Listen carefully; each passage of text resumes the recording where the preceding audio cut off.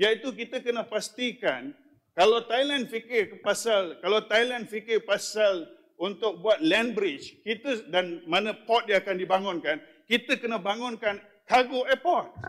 Yang inilah yang sebenarnya harus disegerakan supaya investors kita tidak akan bawa kontainer dia naik ke atas.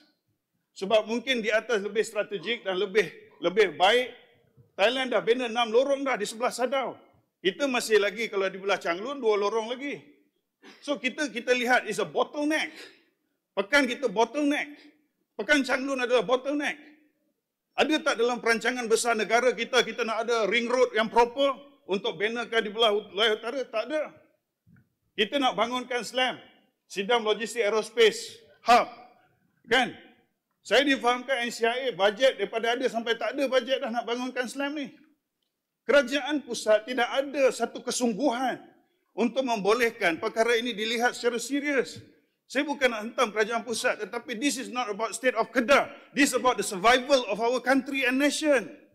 Sebab tu kena bangunkan segera sebelum orang lain lebih laju, lebih cepat. Bangunkan perkara-perkara ini bagi membolehkan kita untuk membangunkan ekonomi kita. Jadi dengan kata lain, YB Speaker, kembali kepada Gua Cepedak tadi, iaitu kita kena dua perkara. Satu, iaitu kita kena lihat logistik and supply chain economy.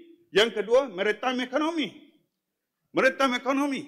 Yang ini kita kena lihat apa jadi kepada negara kalau Pelabuhan Kelang, Pelabuhan Tanjung Pelepas tidak lagi menjadi preferred port for global trade.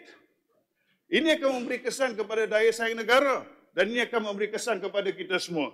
Jadi untuk itu saya YB Speaker dan juga YB Gua Cepedak, ianya boleh menjadi ancaman ekonomi dan ianya boleh menjadi opportunity. Kenapa? Kalau kita hari ini mampu mengekalkan tarikan luar biasa kita kepada pelabur asing untuk terus menjadikan kita sebagai hub pelaburan mereka.